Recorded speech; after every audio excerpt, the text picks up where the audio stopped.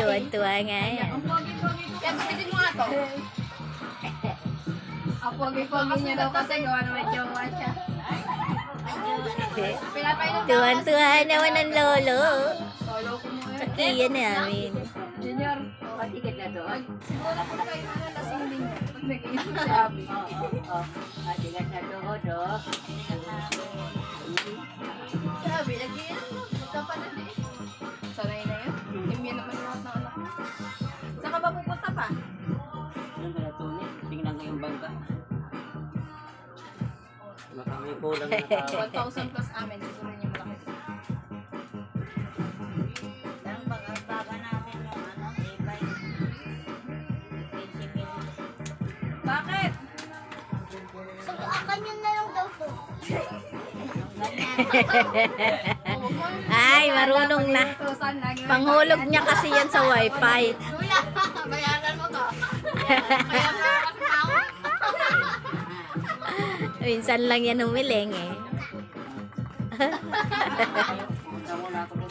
Pati na nga. Takaw. Kulang pa mga pamangking ko. Kulang ng dalawa.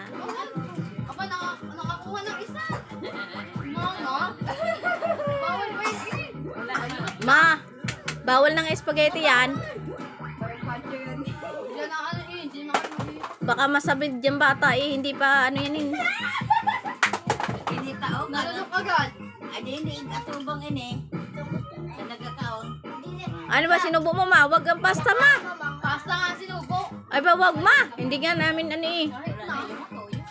Baka masamit eh. Si mama nagsubo. Toyo lang at hindi naman liquid. Ayan, may subo mo yan. Liquid pa lang ang pwede dyan. Liquid. Pinig na eh. Ito muna siya. Nga lang pinapalapa. Telepono. Liquid pa lang. Yung mashed potato, be?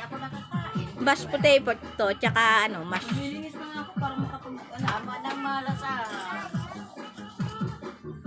Magre-research nga ako kung anong pagkain pwede sa ano, 4 na buwan. Maglilima pa lang yan si Kian eh. Oh, ang Kian namin yan eh.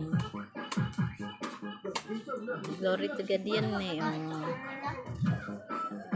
Malusog. Buyag, malusog.